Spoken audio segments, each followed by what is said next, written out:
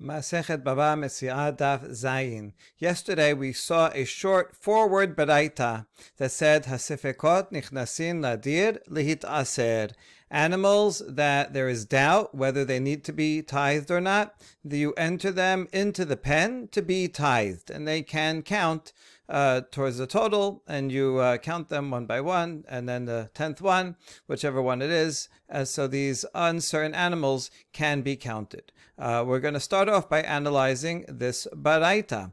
Amar le Rav Acha medifti le Ravina. Mai sefekot ilema sefek bechorot yihye kodesh amar Rachamana velo shekevar kadosh. So Rav Acha from Difti told Ravina, what does that mean, sefekot? What types of doubts is this baraita talking about? If it means that there's a doubt whether this animal is a bechor or not, if it is a bechor, then it goes to the kohen and it does not get counted towards ma'aser. If it's not a bechor, then that's a regular animal, and yes, you have to put it in the pen for ma'aser. So if that's what it's talking about, and it's teaching that yes, you put the bechor in there, safek berachot, in the pen, well then that can't be, because the pasuk says Yihye kodesh, the 10th one will become consecrated. You count 1, 2, 3, 8, 9, and then the 10th one that goes through the gate, that one you make holy, meaning it was not holy before. But if it is a bechor, then it's already holy from the time that it's born, and so cannot become holy if it's already holy, and therefore it cannot be that the safek in this braita is talking about safek bechorot, Ela sefek pijon peter hamor uchad Rav Nachman tamar Rav Nachman bar amar Rabba bar Abu yisel sheyesh lo asara sefek pitre hamorot betoch beto mafrish alehen asara seyin umaseran vehen shelo. Rather, it's talking about peter hamor, a firstborn of a hamor is holy, but you don't give it to a kohen like that. You have to redeem it. You have to switch it for a sheep. That's the Torah law. Now that sheep itself does not become holy, but it is given to a kohen. So if a Israel has 10 donkeys that might be firstborn or might not be, he's not sure, and they're in his house, so what should he do? Well, he should separate 10 lambs instead of them and give ma'aser. He doesn't have to give anything to the kohen, because let the kohen come and prove somehow that these chamorim were firstborn, and then he can take the said that he switched them out for.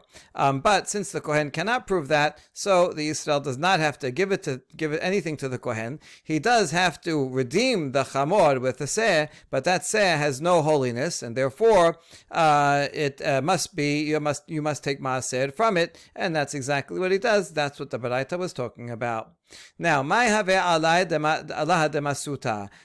going back to the yesterday's daf, where we had these two gentlemen were arguing over who owns the bathhouse, and they each had a claim to it, and then one of them made the whole thing hekdesh, and that was our question, and we brought it up the line, and we still have not found an answer, because the proposed answer was rejected. So what is the answer to that? Tashma damar Rabbi Chia bar Avin hava obada be Rav Chisda v'Rav Chisda be Rav Huna ufshata mehad amar Rav Nachman kol mamon she'en yachol osio bedayanin hikdisho eno kadosh. And so there was a case just like this that came to the Bet Midrash of Rav Chisda, and from Rav Chisda they elevated up to Rav Huna, and they figured it out according to the statement of Rav Nachman, who said any property that you cannot recover through the judges, if you make it hekdesh, it doesn't work. It's not hekdesh. In other words, in general, if something is something that if I own something, I can make it hekdesh. If I don't own it, I don't make it hekdesh. So what if it's in dispute? Well, it depends. If I have enough proof and the ability to go to court and get it, then I could also make it hekdesh, even if it's not currently in my possession. Since I can bring it into my possession by going to court, so I can make it hekdesh. Otherwise, not. That's his general rule. Now, in this case of the two people that were fighting over the bathhouse, neither one had enough proof to get it over into their hands, and therefore, in this case, when one of them makes it ekdesh, it's not ekdesh, since he could not possibly recover it through legal means. He doesn't have enough of an ownership over it to make it ekdesh, and so that was the ruling. No, it is not hekdesh. Good. Now we ask a question on this statement of Rav Nachman. Do you mean to imply that if you do have enough proof and evidence that you could go to court and retrieve it, then if you make it ekdesh, even before you go to court, it is ekdesh, even though he didn't actually take possession of it, right? That seems to be what he implies. It's the potential to retrieve it is what counts, not the actual retrieving it and having it in your possession. But this is contradicted by a statement of Rabbi Yochanan, v'amar Rabbi Yochanan, gazav lo nityashu ba'alim shenehem enam yecholin lakdisho, ze lefi she'ena shelo, v'ze lefi she'ena birshuto. If someone robs someone else of an item, neither party can make it ekdesh, as long as the owner did not yet despair of retrieving it. If he does despair, then the robber actually owns the item. So then the robber, who has physical possession and ownership, could make it ekdesh. This is an interesting robber. He steals something and then he gives it away to charity. Okay, but as long as the owner does not despair, then neither party can make it ekdesh. The robber cannot do it because it doesn't belong to him, even though he's holding it in his hand. It's not his to make ekdesh, and the owner, because it's not in his physical possession, even though he's the rightful owner. We see from Rabbi Yochanan that something has to be, you have to be the real owner, and it has to be actually in your possession, right? Even though the owner here could go to court and show this guy robbed it from me and retrieve it, but right now he hasn't done that yet. And so that's it's not potential to get it back is not sufficient. So how could Rav Nachman dispute and argue against Rabbi Yochanan? And the answer is misavrat b'masuta metaltelin askinan b'masuta mekarkeaya askinan techi achol osia b'dayanin b'rshute kaimeh. Oh, did you think when we applied Rav Nachman to this law, to this case of the bathhouse, did you think we were talking about a movable bath? If it's a movable bath, then it's not in anybody's possession, right? We're both holding on to it, or it's somewhere, and neither has physical possession over it, and that's why. And in that case, you'd be right that we'd follow the Rabbi Yochanan that says you have to, even if you're the rightful owner, it still would not be, you don't have possession, and therefore you could not make it ekdesh even if you had enough proof. But we're not talking about that. Instead, we're talking about masutad makarkai askinan techi achol osia bedayanin birshute kaima. That we're talking about a bathhouse that's in the ground. It's a below the ground pool. So it's considered land. Now, land is not in anybody's possession. You can't steal land because it's right there. Just go and take it. So whoever the rightful owner is already in his possession. So in that case, we're talking about a bath that's in the land, if he has proof that he could retrieve it, then that would mean he's the real owner and he can get it back potentially, and it's in his possession because it's land, and land never leaves someone's possession. And so if he had enough proof, then yes, you're right. In fact, he would be able to make it ekdesh. But in this case, because he doesn't have sufficient proof, that's why they ruled that he cannot make it hekdesh, and that's why it is not hekdesh. Taneh Rav Tachlifa bar Ma'arva Kamed Rabbi Abhu Shenayim Adukim Betalit Ze Notel Ad Makom Sheyado Magaat Veze Notel Ad Makom Sheyado Magaat Vashar Cholkin Beshaveh Machvi Le Rabbi Abhu Bishvuah. So Rav Tachlifa, who was from Eretz Yisrael, cited the following braita before Rabbi Abhu. If you have two people that are grasping, this is a different word than our Mishnah that says Shnaim Ohazim, who are holding. Adukim sounds like a stronger hold over it. They're grasping onto a garment. So the ruling of this braita is that one of the parties, he gets until the point that he's grasping, and the other also gets it to the point that he's grasping, wherever they are on it. If they're both right in the middle, then they each split it in half, or a quarter of the way, or a third of the way. Whatever they're grasping, they get. And the rest of it, whatever's in between, right? Let's say they're both at the quarter marks. So then everything from there to the middle, they would split equally. But it might not be equal. Maybe one is at the quarter mark and one's at the half mark. So then this would get the half, that would get the quarter, and the last quarter they would split and they would get 1/8 each. Okay, so that's the Braita. But then Rabbi Abu, who was listening to this, he made a hand gesture that said, also an oath, right? You can't take it without an oath. Either you can't take the part that they're grasping, or the middle part, or both, right? You have to take an oath before you get anything. So we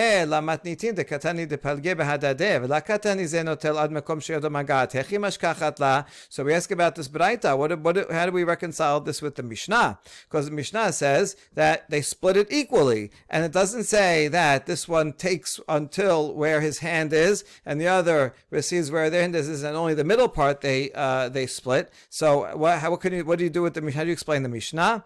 Amar Papa Ditfisi Bechar Kashta. The Mishnah is talking about a case where they come into court holding on to the fringes, the edges of the garment, and therefore neither one is grasping any part of the garment itself, and that's why they split the whole thing is disputed, and they split the whole thing. But if they were both holding on to a major part of the garment, then they would get whatever major part they are holding on to. Amadav Mishashia, Shema'mina, Hai Sudra, Kevan de Tafis be Shalosh al Shalosh, Karinan be Venatan le Re'ayehu. Rav Mishashia derives a law from this, that when you do Kinyan Sudar, Sudar is a symbolic exchange. Right? One part is gonna sell his animal, land, whatever, and in exchange he receives just a handkerchief, which is obviously not worth a lot of the same amount as what he's giving over, but doesn't matter. It's a symbolic exchange. So we thought before Rabbi Shashia said that he would have to receive. Whoever is giving over the ox would have to receive the entire cloth. He has to do an acquisition over the entire cloth. Rabbi Shashia learns from here, he says, actually, you wouldn't have to. The smallest piece of cloth that could be considered significant is 3 finger breadths by 3 finger breadths. So let's say you have a big handkerchief, and as long as he grabs on to a piece of it that's 3 by 3, then he already has, since he grasped it, he already has ownership over it. And so that will be sufficient for Venatan le're'ayehu, pasuk from Ruth, that says that this is how you do exchanges back at those times, that you take an item and you give it to your neighbor. So this is transferred. He has the 3 by 3 piece of the handkerchief, and therefore that's sufficient. He doesn't have to actually get the entire handkerchief, because as we just said, adukin, whatever you're grasping onto is yours. Tichman de pesik dameh vekaneh, because we consider it as if it was cut off from the rest of the handkerchief, and it's his, and therefore it effectuates the transaction, the acquisition. Get biyada umshicha biyado im yachol lenateko labioslo ena megoreshet v'im lav megoreshet. Wait, how is this law of Rav Meshashia different from what Rav Chisda said regarding gitin? That if a man gives his wife a get, it's in her hands, but the get is tied to a string. Now, and the husband is holding the string. So is that a valid get? Well, it depends. If the string is tied strong enough, and it's a strong enough string that if he would pull the string, the get would go out of her hands, and he would take it back. Then there's no get. But if the string is very weak, and if he pulled on it, it would just break and wouldn't be able to pull along the entire get, then she is divorced. So how come over here, even though she's holding the entire get, that's a very significant part, the guy is just holding on to a string? Why don't we say here, just like with the handkerchief, if you hold whatever part you're holding on to, it is yours. Why don't we say here she's holding on to the document, the paper, the leather of that the get is written on? Who cares that he's holding the string? Why should that be a problem? And the answer is Hatam kiritut ba'ena veleka, hachan ba'enan vehaika. In order to effectuate a get, it needs to have a severance. It has to be a total severance with no more connection to the husband. He cannot assert any control over her. And here, this is true for regarding some clauses that he might put into the get. And it's also true here physically. He cannot have a connection to the get that's so strong that he can pull it out of her hands. They're not severed. You have to, right? No strings attached. And so you don't have that. So the giving of a get requires a higher level of giving such that there's nothing else that is attached that can pull it back. Whereas if you're just doing a regular monetary transaction, then all you need to do is give it. As long as the handkerchief is given, and that means even a piece of the handkerchief is given, and the other person is holding on to it, that's all you need, and we have that even if the other party is still holding on to the rest of the handkerchief. It's okay. Amar Rava, im hayta talit muzhevet holkin. Peshita. Rava gives a chidush that, let's say there's the garment has some gold in it, gold and thread. Then, and they're both holding on to it, also you divide it. So we say, isn't that obvious? Why would you think it would be different? What's the difference? What's made out of? No, we're not talking about that the entire thing is made out of gold equally, but there's one gold section in the middle. And so that's his chidush that they split it. Haname pishita. That's also obvious. Why would you think otherwise? Right? They're both holding on to the edges, and so you'd split it in the middle, and so this one would get half the gold, and that one would get half the gold. Isn't that obvious? La sedicha de mikrav legaber dehad. Ma'udetem adamar le pelog hachi. Kamashmalan damar le mai chazita palag tachi pelog hachi. No, we're talking about a case where the golden patch is closer to one side. So I might have thought that the one that's closer to his side can say, oh, okay, well, and this is all on my side, and you have to split it vertically, and so I get the gold, the half with the golden patch, and you get the half without the golden patch. You might have thought that, and that's why Rava is saying, no, not true. The other side could say, well, who asked you to split it vertically? Split it horizontally. Split it a different way.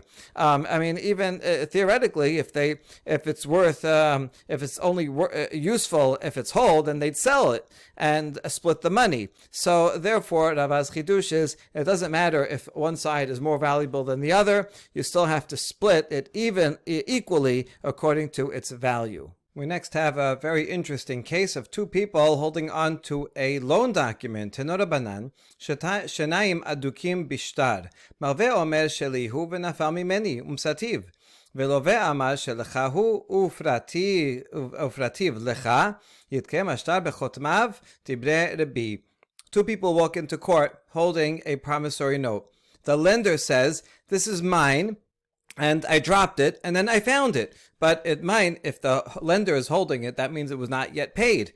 And so he can use this IOU to extract the loan. However, the debtor says, I agree that it was yours, right? You did lend me money, and you had this promissory note, but I already paid it back. And therefore, you already gave it back, and I'm the one that lost it, and therefore, I don't have to pay you anymore. Now, someone lost it and it was dropped, and both of them found it and are holding on to it. Or one of them found it and the other one grabbed it. We're not sure.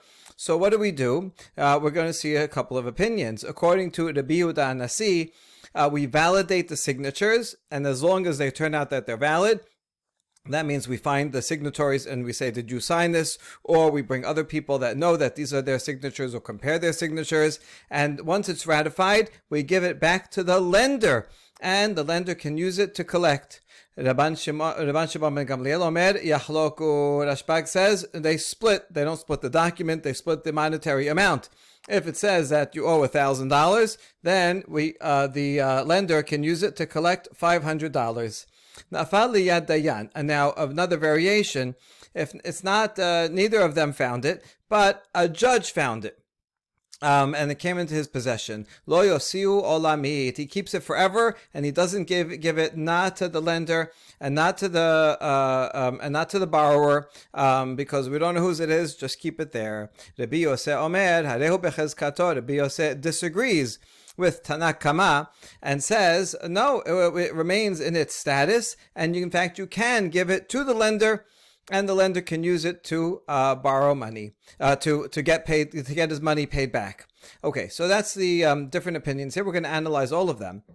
And the most important one is the one that seems to contradict our Mishnah. Amar mod yitkayem ashtar bechotamav vegabe malveh kuleh velet le matnitin shenaim ohazim. How could Rabbi Yehuda Nasi is the one that said that we ratify the document, and as long as ratified, see, it doesn't actually say that you collect it all, but that's what we're assuming he means. You ratify it, and then it's collected. So we ask, what does that mean? That he can collect the entire amount of the loan, but doesn't he know the Mishnah that says two people are holding onto a garment, they split it, so it should be the same with a promissory note. And therefore, the opinion of Rashbag makes more sense and fits with the Mishnah. Why did Rabbi say that he gets paid the whole thing? Now notice that it's not clear that they're actually arguing about the same thing, because Rabbi just says, ratify the document, Rashbag says, split it. So we were understanding this so far as Rabbi said, ratify the document and collect the whole thing, and Rashbag, what does he say about ratify the document? It's not clear, but anyway, he says, to split it. So that's why we asked the question. But now we're going to answer. Amar Rava, Amar Rav Nachman, Bim Kuyam, Divrei Kol Yachloku, Kipli Gibishe No Mekuyam. Rava, in the name of Rav Nachman, explains that if the document is already ratified, you can tell because when a document gets to a court and they ratify it, they write a hand pick, which is a certification that we already checked this document and yes, it's already ratified. So if it's already been ratified, then there's no machloket. Rabbi Yehuda Nasi and Rashbag all agree that you split the amount in the document and he would have to pay half. That's the same as the case in our Mishnah, just like you split a garment, so too you split the amount in the document because they're both holding on to it. So Rabbi Yehuda Nasi has no problem with this Mishnah. Rather, what is the machloket about if it has not been ratified? According to Rabbi, he says, even though the borrower admitted that he wrote the document, it's a valid document, because he said, right? Remember, he said, yes, this was your document, and I did borrow from you, and I gave the document, but I paid for it already. And I paid you back already, and therefore, right, I'm not paying again. And this document does not belong to you anymore. That was his point. But he agreed that this was a valid document. Even though he agreed that it's a valid document that he wrote, nevertheless, he has to be ratified. And if he ratifies it, then they split it. And if it doesn't ratify it, and it's not, if he can't ratify it, as long as it's not ratified, then the borrower pays nothing. Now, why? Why would it have to be ratified if the borrower admitted that it's a valid document? My tama, haspa be'almahu, man kamashve lehaishtara love hakama difriya. Because after all, without ratification, what is this document? It's just a shard. Sometimes they would actually write documents on a shard of pottery, because once it broke, it's like using a used envelope. The back of an envelope is nice and cheap. But the point is, whatever it's made out of, it's not worth the paper that it's written on. It's just a shard, unless if it's not validated, then it has no legal significance. So now, what gives it legal significance? Who said that this is valid? It's the borrower. But the borrower already said it's repaid. So you can't use the borrower's own testimony against him. I mean, if he wanted to, if he was lying, he could have said, oh, it's not a valid document. So it's based on his word that we would know in the first place that it's a valid document, but he also said that it's been repaid, and so we can't use his word against him. And therefore, it has to be independently verified, and if it's independently verified, and now, well, they're both walking in and they're both holding it, in that case, we say you have to pay half. Rabbi Shimon ben Gamliel Savad modeh b'shar sheketavo en tzarich lekayemo v'af agav de lo mekayem le yachloku. Rashbag disagrees with that logic, and he says if the borrower agrees that he wrote the document, therefore it is valid and it does not need ratification. And you only need ratification. It's not considered just a shard of clay. It only needs ratification if someone contests it. But here, even the borrower is agreeing that it's a valid document. And therefore, even if you don't verify it, ratify it, nevertheless, it's payable, but only half is payable because they're both holding it. In general, whenever you have a loan document, if the lender is holding on to it, then it has to be paid. If the borrower, once it's repaid, then it goes to the borrower, and the borrower should rip it up to make sure that he won't have it won't get into the wrong hands and he'll have to pay it again. Now we continue analyzing the Braita. Nafal liyad dayan lo yosiu o lamit. If it fell into the hands of the judge, he found it, then do not take it away from him. We don't know whose it is, so it won't go to either party. Dayan. Now, what's the difference if it goes to the judge or anyone else? And wouldn't that be the same true for anyone else? Rava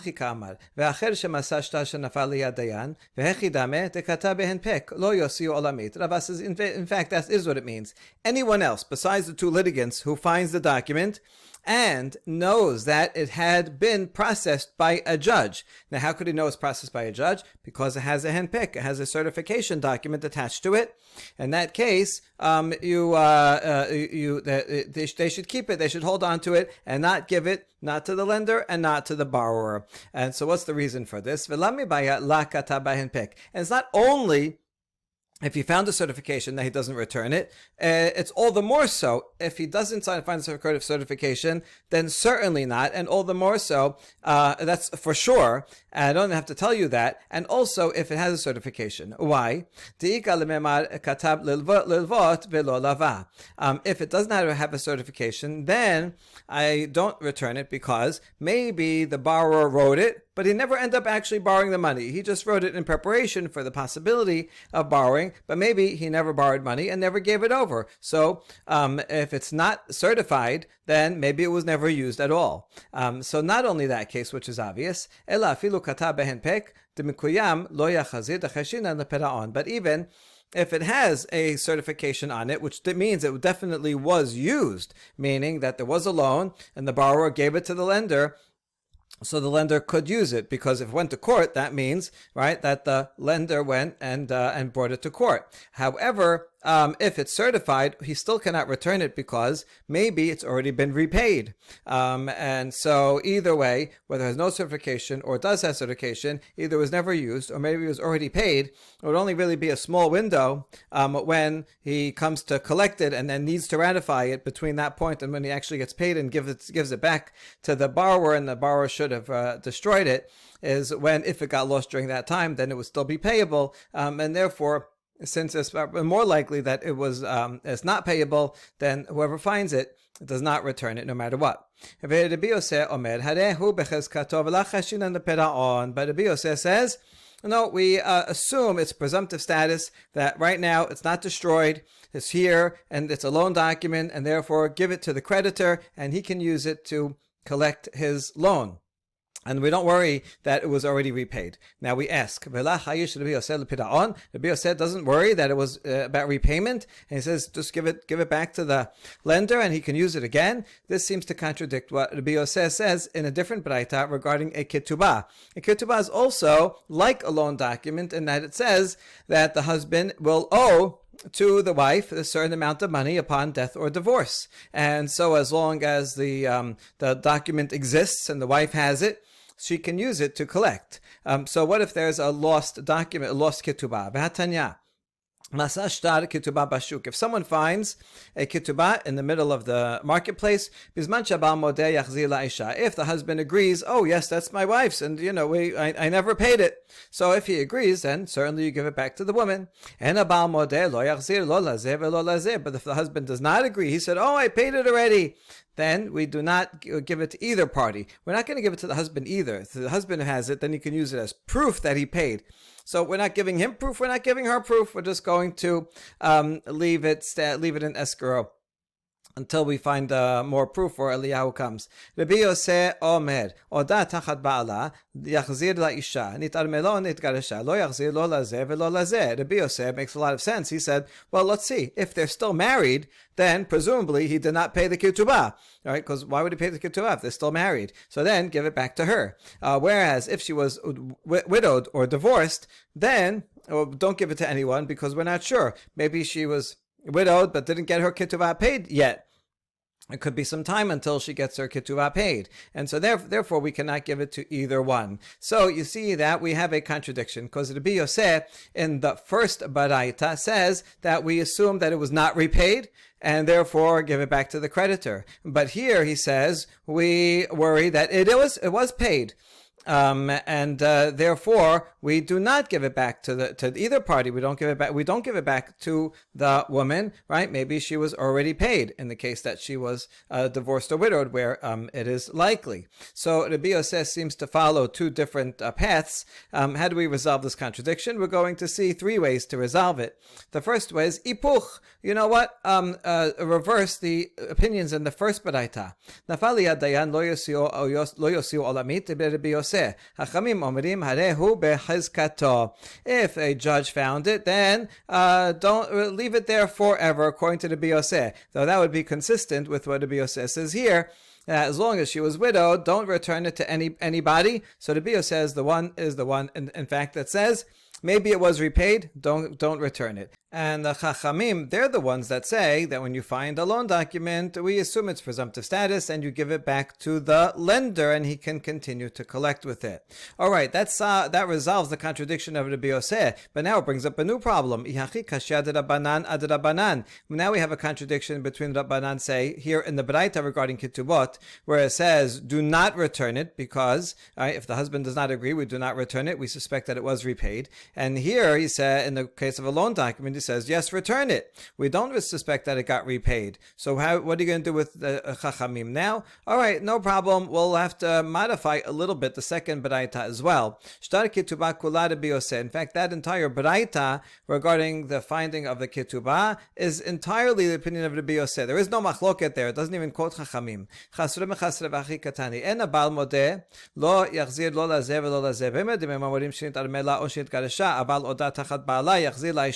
שרבי יוסף אומר, הודעה תחת בעלה יחזיר לאישה, נתערמלה ותגרשה, לא יחזיר לא לזה ולא לזה. The Baraita should read that if the husband does not agree to give it back to her because he's claiming that it was paid, then we don't give it back to either party. When is that true? Only if they were already, she was widowed or divorced, because then it's more likely that she, in fact, got what was paid. But if they're still married, then do give it back to the woman, because there's no reason to think that he paid it already. Shed, and this is not Rabbi Yosef, as Rabbi Yosef disagreeing, but rather it's explaining why is this the halacha, because it's based on what Rabbi Yosef said, where he said if they're still married, then give it back to the woman. If she's widowed or divorced, then do not give it back to anybody. So in fact, the entire Baraita is Rabbi Yosef. It's not quoting Chachamim at all. And in fact, Chachamim would say give it back to the lender, and so the Chachamim, if we say the same thing for Ketubah, would say that give it back to the wife. She in this case is the one that's collecting the money, and so she gets it back. Rav Papa says, no, you don't have to switch around the order. You can leave it as is. And here's how you read it. Rabbi Yosef is speaking according to the opinion of Chachamim. They're saying as follows: Rabbi Yosef, as he says in the first Baraita, doesn't worry about repayment and says it's still in play, give it back to the lender. And here he would say, give it back to the woman in all cases. That's what he said. So he says, according to me, even if she was widowed or divorced, we don't worry about repayment, because that's what I said in the first Baraita, and that's what he says himself here also in Ketubah, in finding in Ketubah. But the second Baraita, when Rabbi Yosef was talking, he was saying, liditchu, according to your opinion, that we do worry that it was paid back, and in a loan document wouldn't give it to anybody if a third party found it. And nevertheless, here, oduli mihat be'odat tachat ba'ala diachazir la'isha de la bat piraon hi v'amru l'Rabbanan emor serare at pasa. I agree. You should agree that if she's still married, then it's very unlikely that the ketubah would be paid. Why would the husband pay the ketubah while they are still married? So then it should go back to the wife, right? Because it's not subject to payment yet. It's not collectible yet. So what does it matter what the husband says? We should always give it back to the wife. Wouldn't you agree with me, at least in that case? And the rabbis say not necessarily. It could be that he paid her bundles of money, meaning it could be that the husband, even while they're married, wants to prepay the ketubah. Maybe he doesn't want her to have to deal with the inheritors and extract the money from there, or he wants to pay it over time, and so he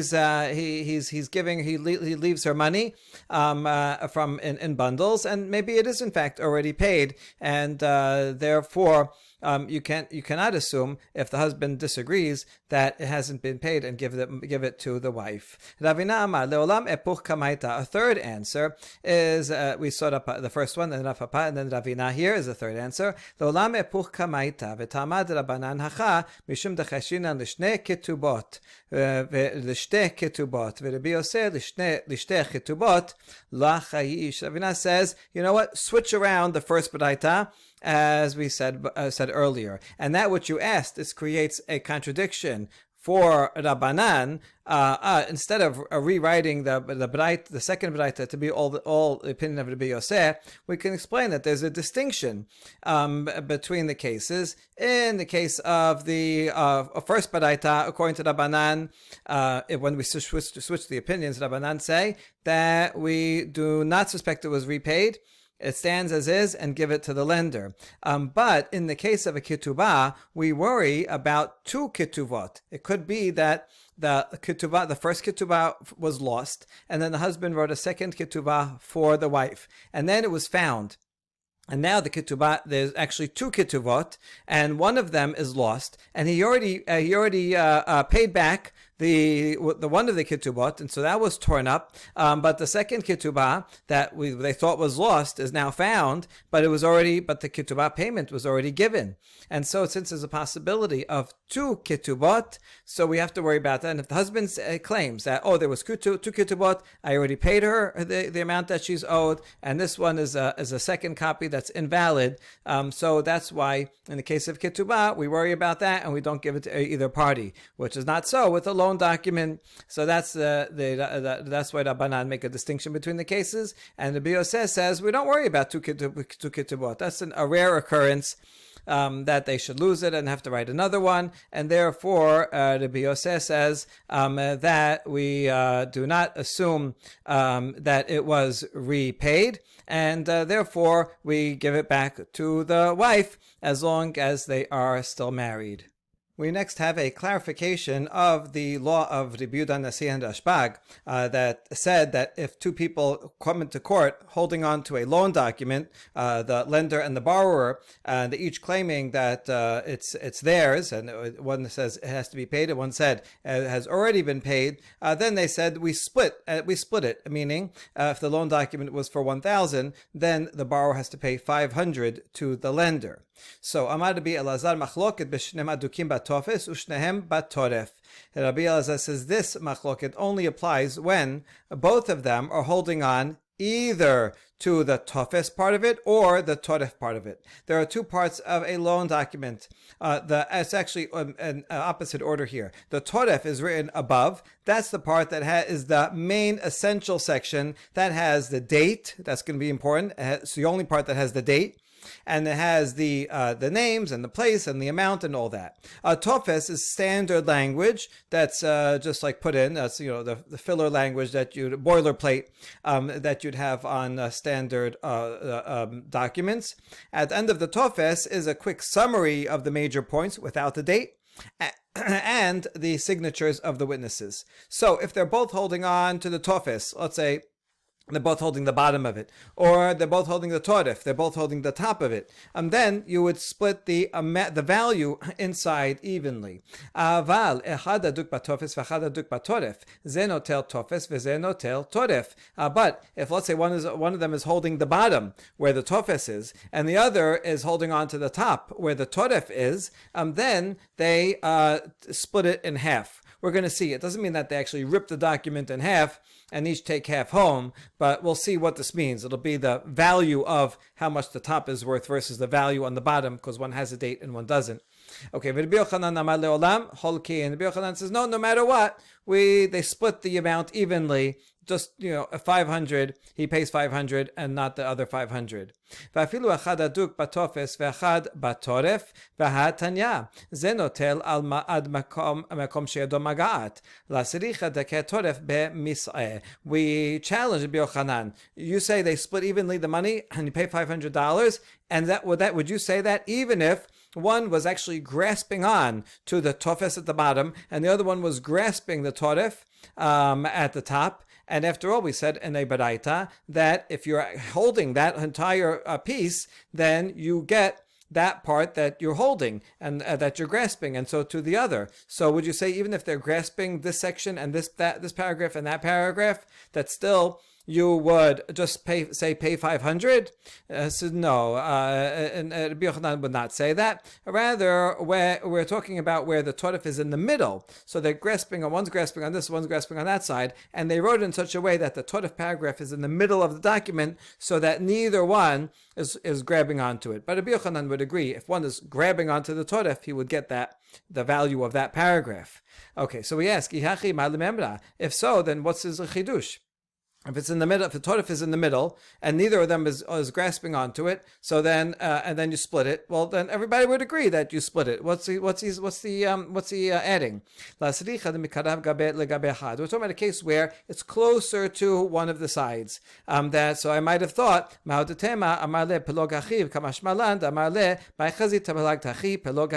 so neither of them is actually grasping the physical place where that torif paragraph is.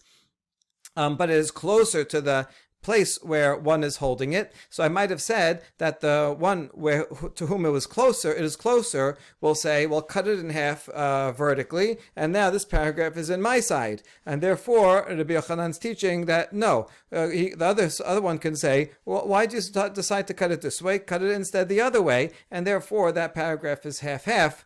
And if the paragraph is half, again, we're not actually going to rip it. But if they're both holding on to the piece of the same paragraph, or it's in the middle, so then they're going to divide the or neither of them is holding on to the paragraph all to the paragraph itself. Then we're going to say that you have to pay half of the amount. But if one is holding on to one of the paragraphs only, then they would get that paragraph and the other one would get the value of the other paragraph, which we'll explain. So Rav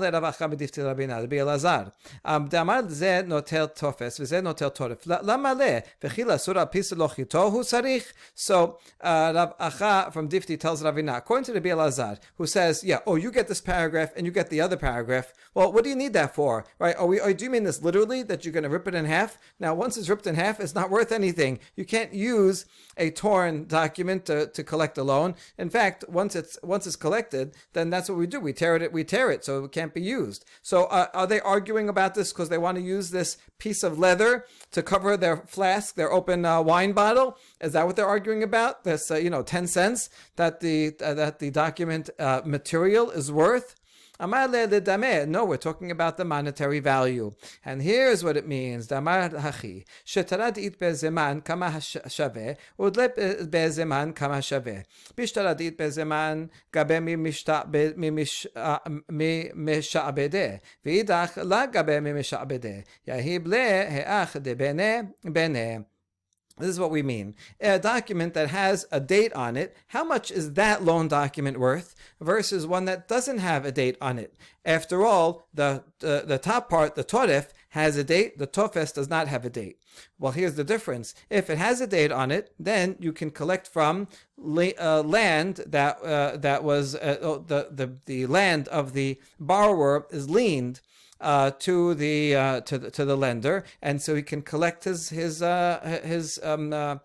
loan from a land that even if he sold that land, the borrower sold the land, the lender can go and take from it because it has a date. It has to have a date because you have to know whether if there's another loan outstanding and that also has a lien, you have to know which lien is first. Or if it was sold, was it sold before the the loan or after the loan. If it was sold after the loan, then there is a lien on it. Otherwise, not. If it has no date, then you cannot collect from liened property. So, right, the other one you cannot collect from it. So, therefore, we calculate what would be the difference between having a document with a date on it that would be worth, let's say in this case, that'll be worth $1,000 because you can collect from all the liened property. Whereas, so that would mean if you have the toref that has a date, but if you only have the tofes which doesn't have a date on it, well, how much would that be worth? Well, you can still collect something, but maybe it doesn't have cash on hand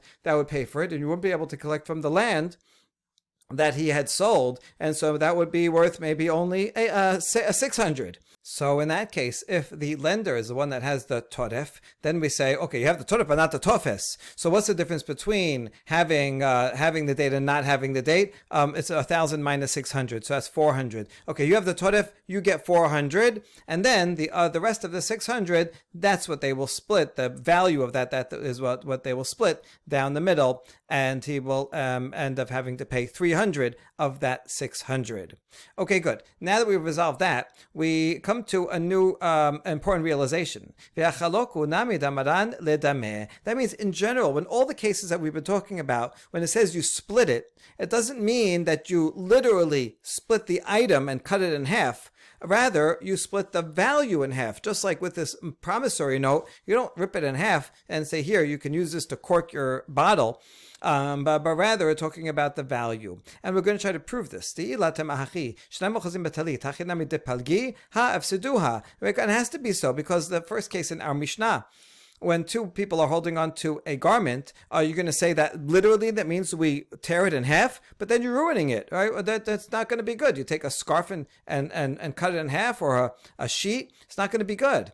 This is no, that's not a good proof because it could be good for children, right? It could be an adult cloth, adult scarf, and then you cut it in half. Okay, it's good for children. So it still has value. So maybe they would in fact cut it in half in that case. Wait, what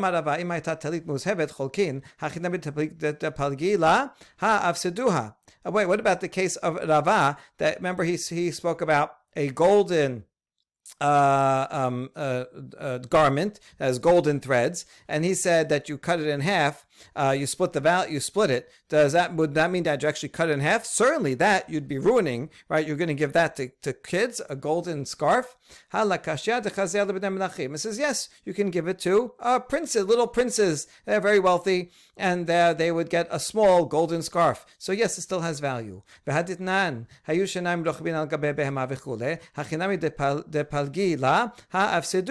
what about the third case in our Mishnah? Two people are riding on an animal, and they have equal claim to it, and they split it in half. Does that mean that you're going to cut it? You're going to cut the animal down the middle, and here you take this half, but now you're ruining it. Now, if it's a kosher animal, fine. Then that could be you do shechita, and then you get half the edible meat, and you get half the edible meat. And so, yes, it still has value. But let's say it's a non-kosher animal. Well, now you can't eat it, you can't ride it, it can't work for you. You're just destroying it. Surely, in that case, it means it's the monetary value. You sell it and split the money. And so here too, in the other rulings, and certainly regarding the loan document, it means that we split the monetary value and not tear the item itself. Baruch Adonai L'olam, Amen ve'amen.